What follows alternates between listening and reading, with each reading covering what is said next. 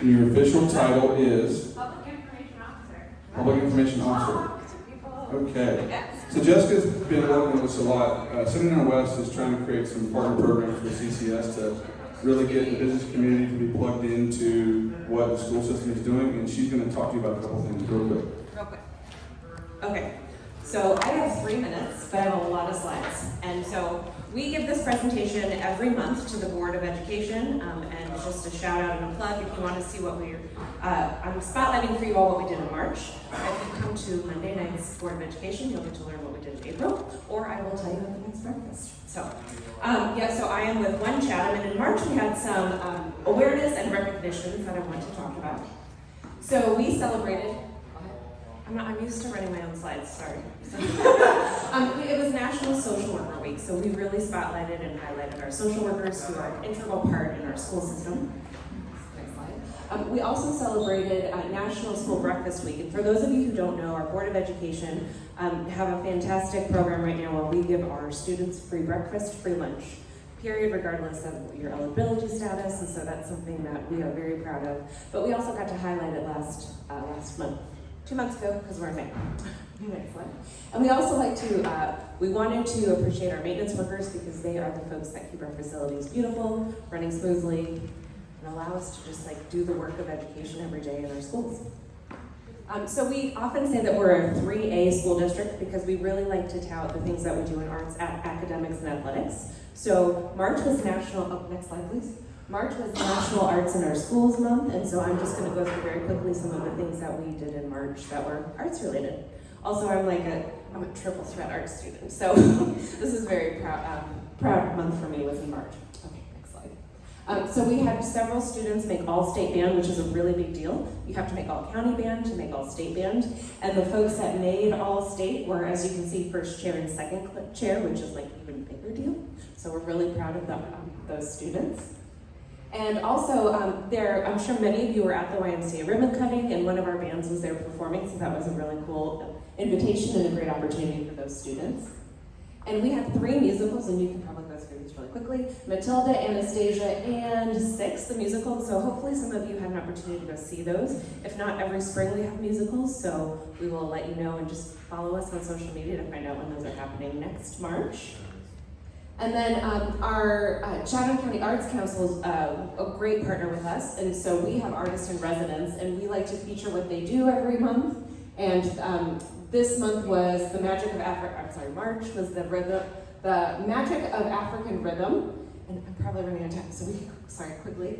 And then I got to attend this event, it was really cool. So the North Carolina Department of Public Instruction, invited our chorus from George Moses Horton Middle School to attend and sing and perform in the main level of the NCDPI building, and then folks from levels 2 up got to come and listen to them perform, which was a really awesome event.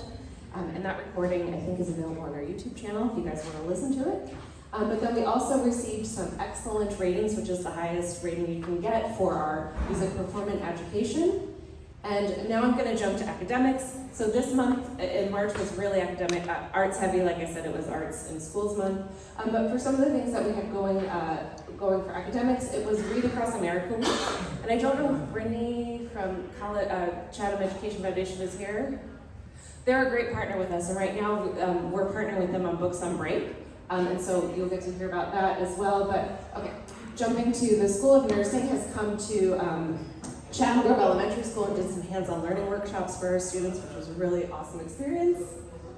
And we do also like to point out that this is Brian, and he oversees all of arts in the district, and he has a team who focus on the standards, the state standards for our art education, and so they got some really great PD, professional development. We really like to use acronyms in educational ed, so if I ever use a phrase that you don't know, just ask me, because I come from higher ed, so I'm still learning the K-12 acronyms. Okay.